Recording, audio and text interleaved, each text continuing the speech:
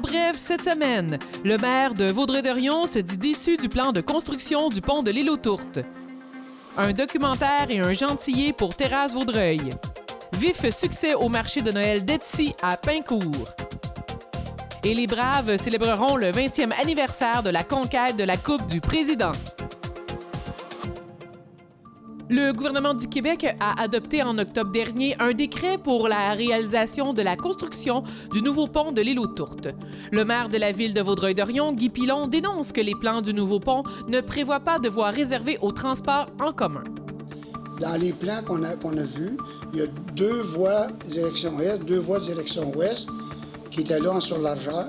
Même direction ouest, il y en a une autre parce qu'il y a la piste cyclable. On voyait des petits autobus, puis c'était réservé. Ce que le gouvernement a décidé après une étude, je ne sais pas si ça va se concrétiser, c'est que ces voies-là ne seraient pas dédiées uniquement au transport en commun. Ils veulent les garder, fait que si jamais il y a un accident ou je ne sais pas quoi, ou quelqu'un a plus de liquide de lave-glace, qu'il puisse se tasser. Mais ils gardent les 2 voies. On a dit, vous pouvez en garder une, mais gardez-en une avec le transport en commun dédié. Là, s'il arrivait quoi que ce soit, ils tassent le véhicule, on vient de bloquer le transport en commun. Le transport devrait aller dans des voies normales. Donc, plus que ça, c'est que s'il y avait un accident dans une des 3 voies, ce qui ferait l'affaire des autobus, parce qu'ils passeraient vraiment en dédié, ils ne seraient pas achalés, ils n'auront plus cet avantage-là. Okay? Si le gouvernement accepte le projet comme il est fait, okay, il ne l'aurait plus l'avantage d'avoir une voie réservée où l'autobus pourrait passer. Il serait pogné les autobus dans le même trafic que vous êtes pogné suite à un accident. C'est là-dessus qu'on va faire des interventions, on va écrire des personnes, mais qu'au moins une des 2 voies qui sont déjà sur le dessin soit serve uniquement au transport en commun sur le nouveau pont de l'Auto. Autrement dit, on peut commencer un service d'autobus, puis d'un coup, à 10 h le matin, ils bloquent tout. Les autobus vont aller dans les 3 voies, fait que ça, s'il y a un problème là, on est fait à l'os. Parce qu'en plus d'avoir l'accident dans une des 3 voies, les voies dédiées au transport vont être barrées. Parce qu'ils vont ranger ou n'importe quoi. C'est ça qu'on n'accepte pas. Dans tous les plans qu'on a vus, les voies sont là, ça ne coûte pas plus cher, ils sont là. OK? Ils sont bien identifiés, comme je disais, avec des petits autobus bleus puis tout.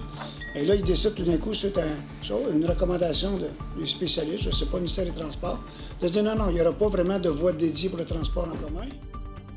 Construit en 1965, le pont de l'île aux Tourtes est en fin de vie utile et cause des soucis d'entretien coûteux. La construction du pont pourrait être ouverte à la circulation vers la fin de 2028.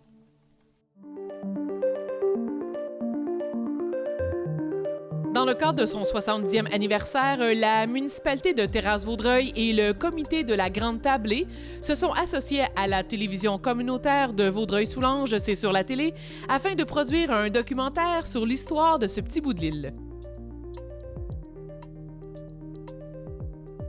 Bien, en fait, ça a démarré à cause qu'on m'a approché pour prendre l'événement de la Grande Tablée pour l'inscrire dans le cadre des activités du 350e de l'île. Puis effectivement, ça m'a fait bien plaisir de dire, ben oui, j'y vais avec ça. Mais tout ça, c'est bien beau, mais je voulais avoir une petite connotation historique à rajouter à notre Grande Tablée. Parce que effectivement, c'est le 350e de l'île Perrot, mais c'est aussi notre 70e anniversaire à nous. Fait que là, je me suis dit, comment faire pour amener ce petit volet historique-là à notre Grande Tablée, puis rajouter l'histoire de nos familles, toutes les émotions, puis tout ce qui s'est passé, les anecdotes sur notre propre ligne du temps, à nous autres. Puis c'est ça. Puis là, il m'est venu l'idée de ça. Puis là, j'ai dit, ben là, moi, je ne m'y connais pas dans ce type de... dans le documentaire, puis tout ça. Au cours de leur recherche, il a été mis à jour que la municipalité n'avait pas de gentillet. Un comité de réflexion a été mis en place et un grand sondage sera déployé prochainement pour que les citoyens de Terrasse-Vaudreuil puissent prendre en main leur identité. En fait, on était très honorés à C'est sur la télé. Puis moi, à titre de citoyenne de Terrasse-Vaudreuil, j'étais interpellée personnellement. Puis c'est à ce moment-là qu'il y a une grande aventure qui a démarré de recherche historique, des photographies, des anecdotes que les gens nous ont contées, qu'on devait vérifier. C'était un énorme travail, beaucoup de rigueur. Ça nous a amené à faire des découvertes assez surprenantes, notamment, une des plus inusitées, c'est que Terrasse-Vaudreuil, les citoyens n'ont pas de gentillet, ils n'ont pas de nom. On a découvert ça, on a vérifié avec la commission de la toponymie à Québec et on en a parlé immédiatement aux élus et on a été mandaté pour mettre en place un comité citoyen pour réfléchir à ça et faire des propositions. Un grand sondage citoyen va être déployé dans les prochaines semaines et tout ça va être dévoilé l'année prochaine lors de la Grande Table.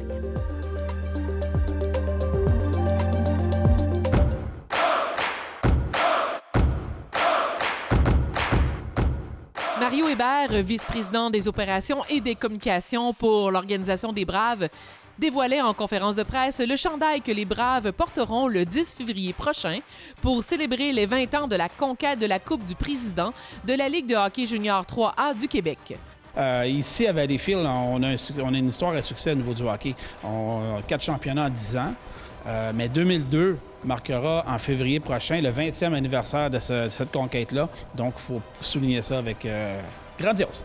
Une conquête, donc on doit aller chercher des anciens joueurs, des gens qui gravitaient autour de la formation depuis plusieurs années. C'est un grand défi. C'est un grand défi, mais vivre les médias sociaux aujourd'hui, vivre aussi des partisans qui sont ici avec nous depuis longue date, qui ont gardé des liens avec certains joueurs, certains membres d'organisation.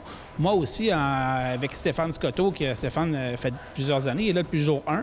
Donc, on va faire en sorte d'être capable de tout retrouver ça. Et on va faire aussi appel également à nos partisans, ceux qui veulent s'impliquer pour faire en sorte que c'est vraiment un succès cette soirée-là.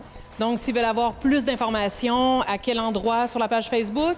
Page Facebook des Braves, l'équipe marketing, communication vont se faire un plaisir d'y répondre puis de prendre tout le monde parce qu'on veut vraiment, mais vraiment que ça soit un succès cette soirée-là. Go, Brave, go!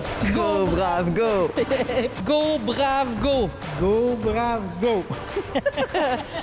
D'après toi, c'est qui va gagner ce soir? Ben, c'est les Braves, voyons donc. On dit ça toutes les semaines, mais ils gagnent à l'extérieur, ils gagnent pas ici. Ah, ben oui. Toujours au sujet des Braves, ceux-ci ont empli allègrement le filet lors de la partie du 18 novembre dernier. En effet, ils en ont mis plein la vue aux 400 spectateurs réunis à l'Arena Salaberry à Valleyfield pour une victoire de 9-3 face aux Shamrocks de West Island. David Rochet, entraîneur-chef, tout un match. On se sent comment? Ben, on se sent bien, on sent que le fruit d'un certain travail offensivement, qu'on s'acharnait. Puis, à un moment donné, il vient que...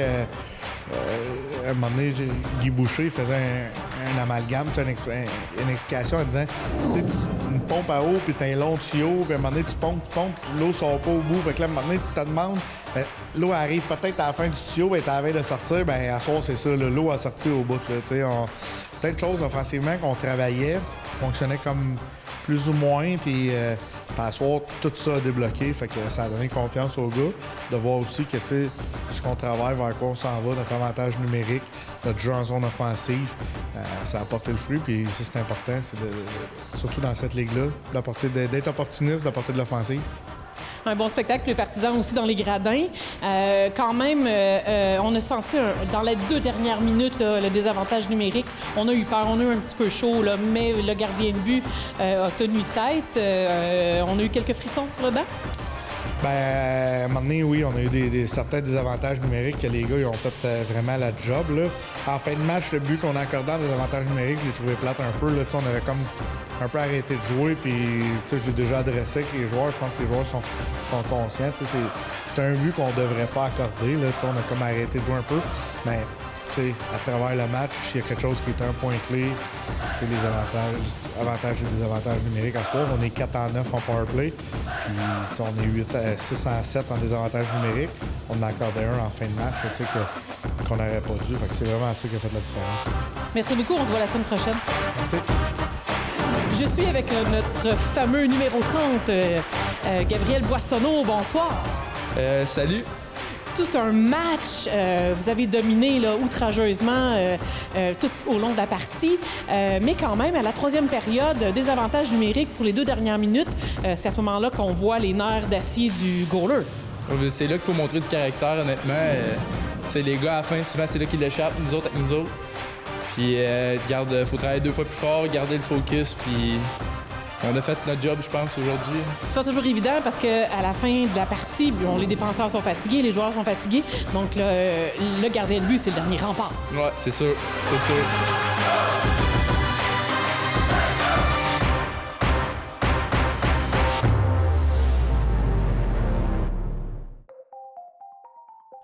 Le 20 et 21 novembre dernier s'est déroulée au Faubourg de l'Île à Pincourt la 2e édition du marché des fêtes d'Etsy Vaudreuil-Soulanges.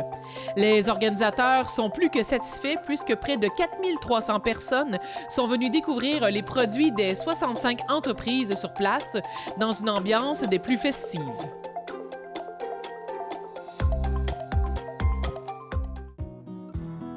Ça fait déjà 3 ans qu'on a commencé, entre autres avec Nan, d'essayer de rendre plus accessible la littérature, puis de aussi peut-être provoquer un peu l'amour, là, que les citoyens tombent en amour avec les mots, c'est toute leur forme.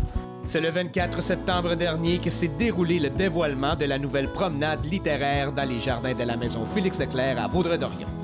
Intitulée « Conversation poétique », l'exposition a permis à 19 auteurs de converser avec des auteurs issus du patrimoine littéraire ayant un lien avec la région. Alors, ce projet de conversation poétique dans un premier temps, puis conversation at large, si on peut dire, dans un deuxième temps, est né de la nécessité d'abord de renouveler le contenu de la promenade littéraire, qui a été inaugurée en 2019, et puis qui est né aussi d'un désir que j'avais plus personnel de monter une sorte d'anthologie à ciel ouvert là, des auteurs de Vaudreuil-Soulanges, incluant évidemment les auteurs notoires qui ont un lien avec la région, qui sont nés ici ou qui ont vécu ou qui ont séjourné de façon significative. Alors, on a, à partir de l'idée d'anthologie et de la nécessité, évidemment, d'intégrer, bien sûr, les auteurs de la région qui vivent actuellement ici, l'idée d'une conversation entre ceux qui ne sont plus là, qui sont nés ici et qui ont vécu, et puis qui sont partis ou qui ont disparu, et puis ceux qui sont là maintenant. Alors, d'où l'idée de conversation, c'est-à-dire de créer une sorte de pont espace-temps entre les auteurs de maintenant et les auteurs qui ne sont plus là. On parle de 19 idéateurs, artistes, on peut donner plusieurs thèmes. Comment a été la collaboration? Comment ça s'est passé? Moi, j'ai trouvé que les auteurs avec qui j'ai travaillé, c'était vraiment pas un problème. L'idée, c'est que l'ambition était quand même assez pointue, là, de donner un écho. Il fallait quand même avoir compris l'essentiel du texte et comment y répondre. Mais on a découvert que, finalement, que les auteurs y répondaient dans leur perception personnelle et de la manière, d'une manière quelquefois surprenante, mais intéressante. Moi, c'est ça que j'ai trouvé le plus frappant dans mon expérience. J'avais déjà travaillé avec des auteurs, mais de cette façon-là, non. C'était nouveau. Promenade littéraire, ça veut dire simplement qu'on se promène entre les panneaux. Hein. C'est pas plus compliqué que ça. Ça pourrait être un jardin littéraire, étant donné qu'elle est maintenant installée dans le nouveau petit jardin. Alors peut-être que l'on l'appellera jardin littéraire la prochaine fois. Je sais pas, c'est possible. Promenade littéraire, ça veut simplement dire qu'on se promène entre les panneaux. On se promène d'un texte à l'autre. On peut papillonner, on n'est pas obligé d'aller en ligne droite. D'où l'idée de promenade. Il y a des endroits où on appelle ça un sentier littéraire aussi. Dodo, tu es l'un des poètes, artistes, idéateurs qui a conçu un poème. Est-ce que vous voudriez me lire un petit extrait? Avec plaisir. Alors, c'est un peu triste, par exemple, parce que Pierre Léger a passé un grand bout de temps ici, mais après, il est allé continuer sa vie à Montréal. Et là, il a comme changé quasiment de personnalité. Il est devenu un de ceux qui défendaient beaucoup les valeurs de la bohème. Alors, tout ce que ça veut dire. Alors moi, quand j'étais plus jeune, je l'ai connu un peu. Et j'avais pas d'autre solution que d'écrire un texte qui, quelque part, voulait signifier que lui avait vécu quelque chose qui était très douloureux. Et c'est triste un peu. Alors, je peux vous le lire. L'autre en soi veut sortir du trou que tu lui as aménagé entre tes os et tes entrailles, là où il étouffait tout ce temps au-dedans. condamné pour outrage à la réalité. L'esprit ne veut pas revenir en arrière. Il réclame l'oxygène du damné. Son cerveau, abruti, ne répond plus. Déchets tétanisés, astéroïdes abandonnés dans les interstices, les cavités profondes d'une âme humaine à la dérive. Où qu'il soit rendu, il ne parviendra pas. Où qu'il soit perdu, il ne retrouvera pas le chemin du retour éternel. Le silence effleuré de l'aile fige un instant notre amour dans le néant. Qui sommes-nous quand nous ne sommes plus?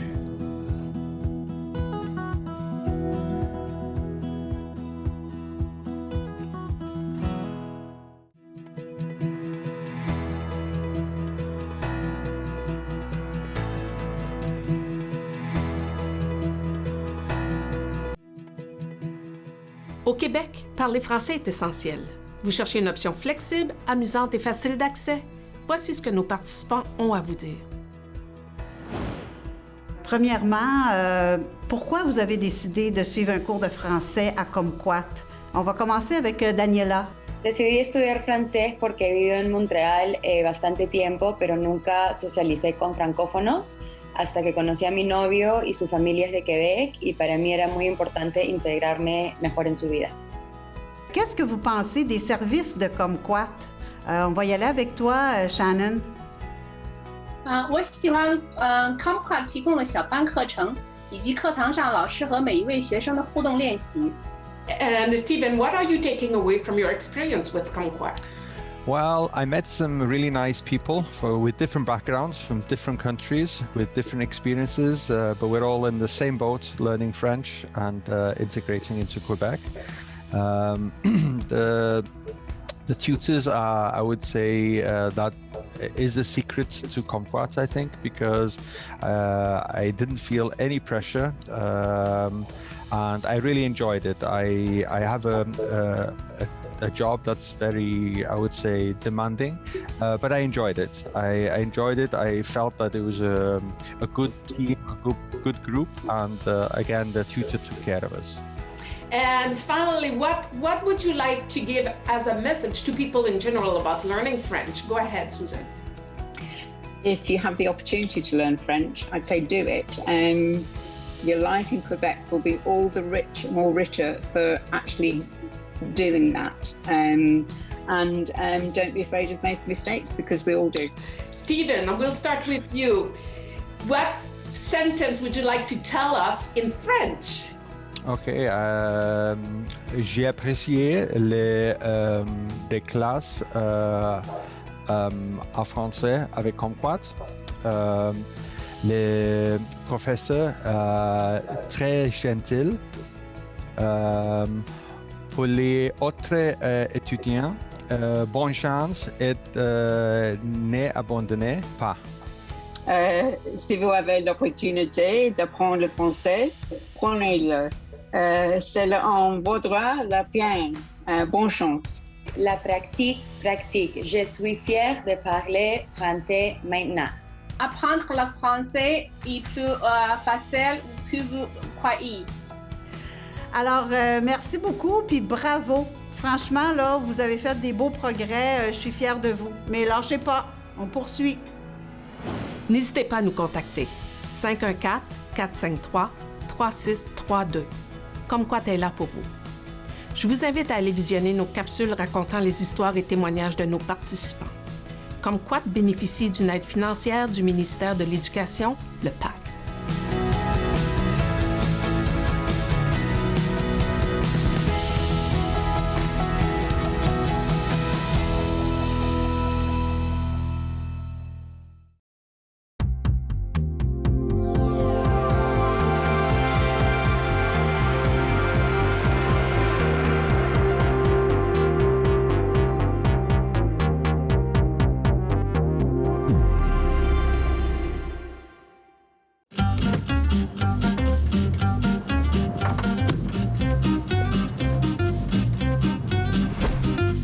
Le recyclage du styromousse, c'est pas compliqué. Coupé! On dit polystyrène, Patrick. Ah. Le recyclage du polystyrène, c'est pas compliqué. Ici, dans les réseaux... Faudrait aussi dire plastique numéro 6, Patrick. Plastique numéro 6. Le recyclage du polystyrène, ou plastique numéro 6, celui qui va pas dans le bac bleu, c'est pas compliqué. Ici, dans le réseau des éco-centres de la MRC de Vaudreuil-Soulanges, on nous a simplifié la vie en indiquant le tout sur les bacs pour faciliter le tri. Parce qu'il faut savoir qu'il y a 3 types de polystyrène. Le polystyrène alimentaire, le polystyrène des emballages et le polystyrène de construction. Mais là, attends. On se présente pas dans les éco-centres comme un débutant avec des items non conformes, là. Il y a des règles à suivre. Premièrement, il faut s'assurer d'avoir le bon logo de recyclage avec le chiffre 6 au centre. Ensuite, même si on est bien léché, c'est très important de rincer.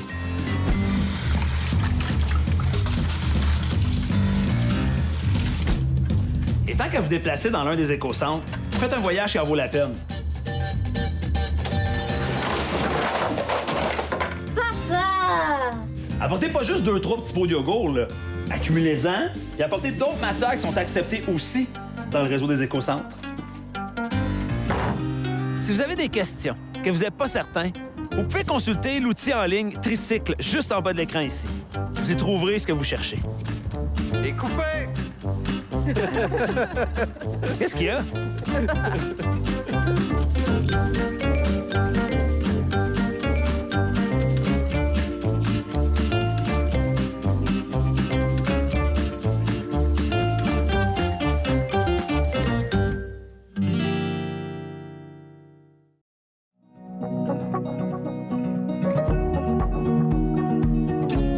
L'air de la campagne est un mélange de parfums des fleurs, de foin fauché, de la pluie fraîchement tombée et de fumier.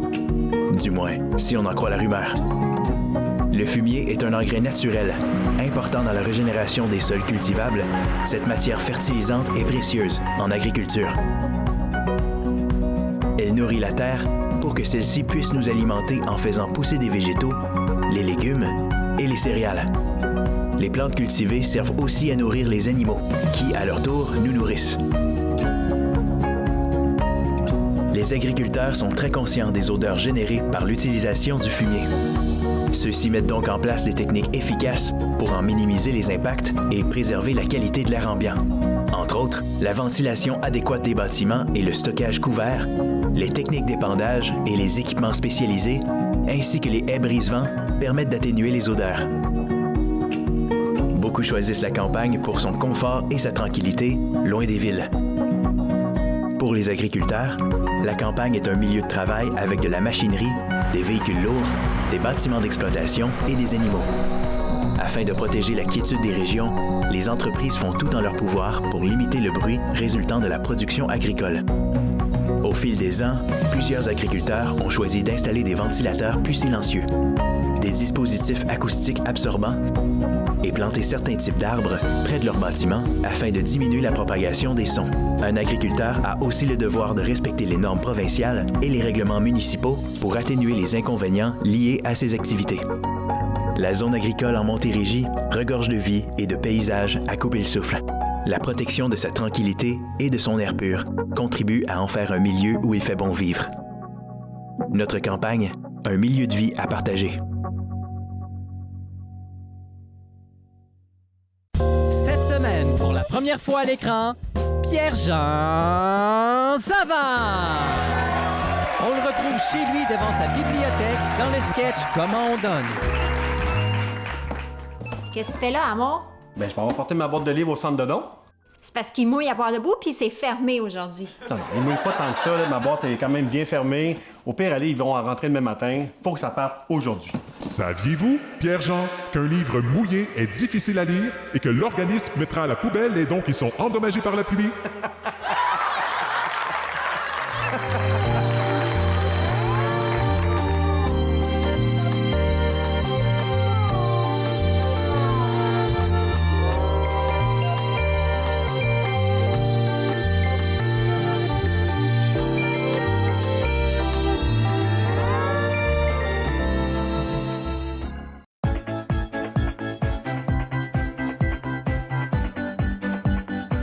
Regarde, tu vois, ça n'a pas de bon sens, là, c'est le 3e qui arrive. Pas de bon sens. Hey, merci. De rien.